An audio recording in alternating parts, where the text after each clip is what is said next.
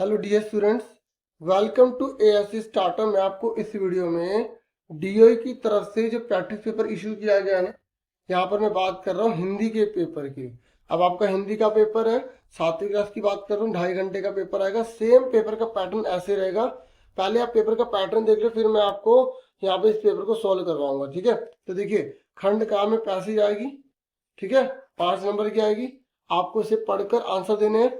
फिर कविता आएगी, इसको पढ़कर आपको आंसर देने हैं। ठीक है, उसके बाद फिर आप देखेंगे यहाँ पर आपकी ग्रामर आएगी, जितनी व्याकरण आएगी 10 नंबर की है।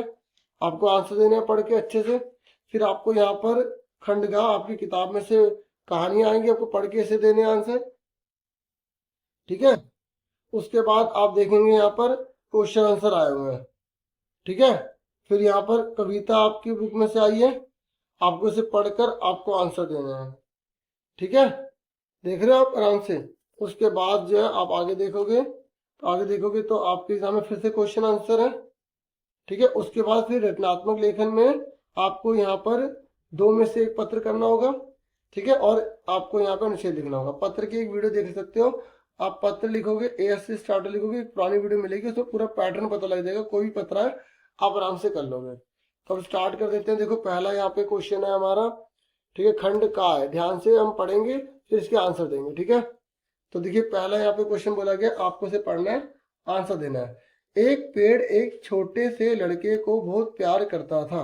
सुंदर लड़का रोज पेड़ के पास आता, फूलों की माला बनाता, उसके तने पर चढ़ता, उसकी शाखाओं से झूलता, उसके फल खाता और उसके साथ खेलता। पेड़ के साथ। ठीक है, जब वह थक जाता तो पेड़ की छांव में सो जाता। लड़का और पेड़ दोनों बहुत खुश थे। समझ में आ गया तक? अब आगे देखो फिर क्या हुआ। नजर लग जाते ना कई बार, तो फिर क्या हुआ देखो।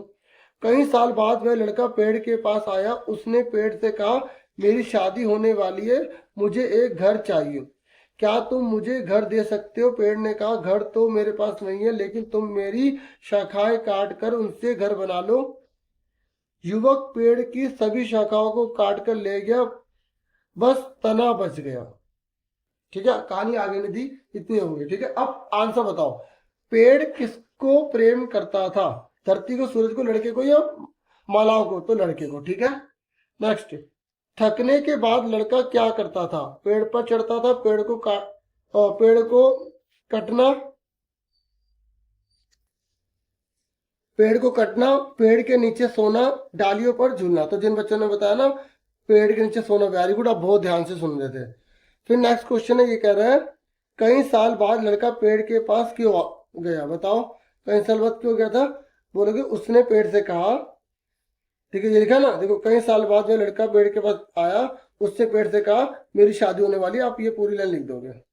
ठीक है, और मुझे घर चाहिए, आप ये मुझे मत लिखना, उसे घर चाहिए। फिर कह रहा पेड़ की सलाह पर युवक ने क्या किया? बताओ क्या किया उसने? उसने पेड़ की सारी शाखाएं काट दी और सिर्फ तना छोड़ दिया। ये आपको बना के इसी में से देख के लिख देना है। क्लियर हो गया आपको? अब देखिए, नेक्स्ट है हमारा यहाँ पर। देखिए, प्रश्न नंबर 2 है, काव्यांश को पढ़ना है, ध्यान से पढ़िए। वर्षा बहार सबके मन को लुभा रही है, और सच में बच्चों बारिश भी हो रही है इसमें बाहर। तो नभ में छटा अनूठी घनघोर छा रही है, बिजली चमक रही है, बादल गरज रहे हैं, पानी बरस रहा है, झरने भी बह रहे हैं, चलती हवा है, ठंडी हिलती है, डालियां सब बागों में गीत सुंदर गाती है, मालिने अब। ठीक है, जो बागों में काम करते हैं ना, वो गाना वगैरह गा रही हैं। तालों में जीव जलचर अति है प्रसन्न होते, फिरते लखों पपीए हैं, है ग्रीष्म ताप खोते। तो देखिए, आपको फिर इसके आंसर बताने हैं। तो पहला है, काव्यांश में वर्षा का सब पर क्या प्रभाव हो रहा है? बताओ, जब बारिश हो रही है तो सब पर क्या प्रभाव पड़ रहा है? दुखी है, बताओ, क्रोध में है, प्रसन्नता में है, कष्ट में है? तो प्रसन्नता में है। ठीक है, वेरी गुड, जिन्होंने बताया अच्छी बात है। ये कह रहा जलचर का क्या मतलब होता है? बताओ बच्चे, जलचर किसे कहते हैं? पानी में डूबी हुई वस्तुओं को, पानी के ऊपर चलाने वाली नाव को, खारे पानी से बनने वाले नमक को, या पानी में रहने वाले जीव जंतु को? पानी में रहने वाले जीव जंतु को जलचर कहते हैं। ठीक है, इसका आंसर घा होगा। ठीक है, देख लो कुछ आपकी नॉलेज के बेस पर भी क्वेश्चन है। ये कह रहा है काव्यांश के अनुसार मालिनी कहाँ गीत गा रही हैं। आप पैसेज में ढूंढो, मालिनी कहाँ गीत गा रही हैं। देखो ध्यान से, ये लिखा बागों में गीत सुंदर गाती है मालिनी। अब तो पूरी लाइन उतार देंगे।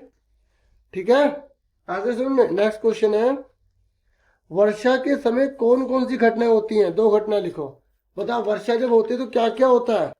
तो आप बना बना के बोल सकते हो, जैसे बादल गरज रहे हैं बोल दिया, बिजली चमक रही है बोल दिया, पानी बरस रहा है, झरने भी बह रहे हैं। इतनी सारी बातें लिखी, कोई भी लिख सकते हो। जो बच्चे इंटेलिजेंट है, ठीक है, और जो बच्चे इंटेलिजेंट बनने, दोनों को शाबाश। ठीक है, अब आ जाओ नेक्स्ट पे। अब हमारा खंड खा है। ठीक है, तो खंड खा में आपको यहाँ पे व्याकरण करनी है। तो व्याकरण आपको यहाँ पर आंसर करने हैं सारे। ठीक है, तो पहला यहाँ पर क्या लिखा है, देखो ये जो ग्रामर यहाँ पे देख रहे हो ना, ये मत करना, इसके जैसे सारी चीजें कर लेना। जैसे पहले आपके नंबर पे आ रहे मुहावरे, तो आप अपनी किताब में से सारे मुहावरे कर लो। दांत खट्टे करना मतलब पूरी तरह हराना, बुरी तरह हराना, आपको इस तरीके से एग्जाम में लिख के आना पड़ेगा। ठीक है, सुंदर राइटिंग में लिखना। फिर कह रहा सौभाग्य शब्द में उपसर्ग और मूल शब्द अलग कीजिए। देखो उपसर्ग आगे लगता है। अब यहाँ पे इसने बोला है कि जो सौभाग्य है ना, इसमें मूल शब्द अलग करो। तो मूल शब्द, तो मूल शब्द कौन सा है, यहाँ पे भाग्य लिख देंगे। ठीक है, और उपसर्ग किसे कहते हैं, जो आगे लगता है। तो उपसर्ग कौन सा हो जाएगा, 100। ठीक है, तो सुंदर राइटिंग में अच्छे अच्छे से लिख लेना। क्लियर हो गया। नेक्स्ट क्वेश्चन इसने बोला है, और नंबर डाल के करना, मैं तो सिर्फ आपको समझाने के लिए यहाँ बता रहा हूँ ना। ठीक है, आप सुंदर सुंदर अपनी शीट पे करना। ओके, फिर ये कह रहा है प्रकृतिशील शब्द में प्रत्यय कौन सा है। बच्चों प्रत्यय पीछे लगता है, तो ये हमें बोला गया प्रगतिशील। ठीक है, प्रगतिशील बोला है, तो यहां पर हमसे प्रत्यय पूछा है खाली। तो प्रत्यय कौन सा है, शील। ठीक है, और हमसे पूछा होता है मूल शब्द। अतः मूल शब्द किसे कहते हैं, जिससे शब्द बनते हैं। तो मूल शब्द हो गया प्रगति। ठीक है, अगर पूछ लेगा तो हमने इसलिए लिख दिया, पर अगर आप एक्स्ट्रा लिखोगे तो नंबर थोड़ी कट रहे हैं। आगे सुनो, सम्राट महिला की तरह वे प्रतीत होती थी। वाक्य में विशेषण छाट का लिखना है। तो आपको यह बताना है कि वाक्य में विशेषण कौन सा है। पहले तो आपको पता होना चाहिए कि विशेषण कहते किसे हैं। तो विशेषण उसे कहते हैं जो संज्ञा और सर्वनाम की विशेषता बताते हैं। तो इस चौथे पॉइंट में विशेषण कौन है, सम्राट। ठीक है, वो महिला कैसी थी, सम्राट थी। फिर नेक्स्ट है, यह मुरली बड़ी अच्छी बज रही है। वाक्य में क्रिया का भेद बताना है। बच्चों आपको बता दो, क्रिया के दो भेद होते हैं। एक होती है सकर्मक क्रिया, आप अपने बताना। एक होती है अकर्मक क्रिया। जिसमें कर्म होता है उसे सकर्मक कहते हैं, जिसमें कर्म नहीं होता उसे अकर्मक कहते हैं। ठीक है, और शॉर्टकट पहचान पता है क्या होती है, सकर्मक क्रिया में ना क्या लग जाता है और क्वेश्चन बन जाता है, जबकि इसमें क्वेश्चन जो है ना क्या लगाने पर भी नहीं बन पाता। ठीक है, तो अब बताओ क्या होगा, यह मुरली बड़ी अच्छी बज रही है। ठीक है, तो आप यहाँ पे क्या लगा के देखो, यह क्या बड़ी अच्छी बज रही है, बना नहीं बन रहा। ठीक है, यह मुरली बड़ी क्या बज रही है, नहीं बन रहा। तो ये क्या हुआ, अकर्मक क्रिया हो गई। क्या हो गई, अकर्मक क्रिया। ठीक है, जिसमें कर्म होता है ना वो सकर्मक क्रिया कहलाते, तो ये अकर्मक क्रिया हो गया। ठीक है, मैंने जैसे पूछा, मैं दौड़ दौड़ के भाग भाग के थक गया, तो ये क्या, अकर्मक क्रिया। मतलब पंछी आकाश में उड़ते हैं, तो ये कौन सी क्रिया, अकर्मक है सकर्मक। तो ये भी अकर्मक है। पंछी आकाश में उड़ते हैं, आकाश को हटा दो, पंछी क्या उड़ते हैं, तो बने नहीं, है ना। तो आकाश को चीज नहीं है। ठीक है, तो अकर्मक सकर्मक का आपको पता होना चाहिए। अब आ जाओ नेक्स्ट, ये कह रहे बुढ़ापा संज्ञा का कौन सा भेद है। बताओ, जो बुढ़ापा है वो कौन सा भेद है। तो बुढ़ापा जो है ना वो भाववाचक संज्ञा, तो इसका आंसर क्या आ जाएगा, ये वाला आ जाएगा। फिर ये कह रहे सिंधु शब्द का पर्यायवाची शब्द बताइए। सिंधु, सिंधु किसे कहा जाता है, सागर को कहा जाता है। नित्यांगना किसे कहते हैं। ठीक है, नित्यांगना का पुल्लिंग पूछा है, पुल्लिंग, पुल्लिंग नित्यांगना लड़की को बोलते हैं, लड़की के लिए, लड़के के लिए क्या बोलेंगे, नृतक। मित्र का विलोम शब्द क्या होगा, शत्रु।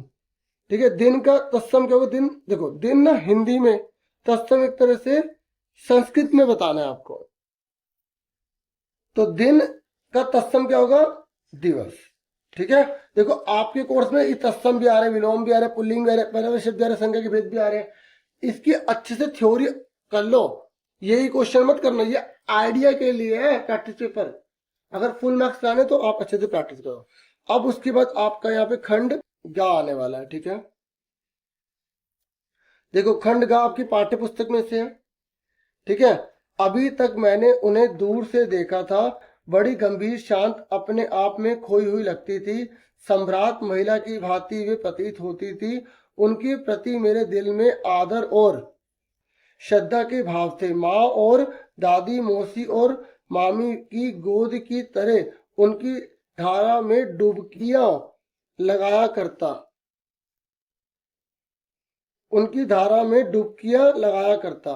परंतु इस बार जब मैं हिमालय के कंधे पर चढ़ा तो वे कुछ और रूप में सामने थी।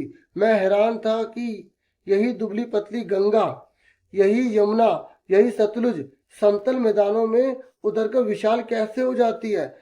इनका उछलना और कूदना, खिलखिलाकर लगातार हंसते जाना, उनकी यह भाव भंगी, इनका यह उल्लास कहाँ गायब हो जाता है मैदान में जाकर। समझ में आ गया। तो यहाँ पर नदियों के रिगार्डिंग यहाँ पे आपको यहाँ पे लेके बता रहा है। अब आप आंसर बताइए, गद्यांश के अनुसार कौन बड़ी गंभीर शांत अपने आप में खोई हुई लगती थी, बताओ।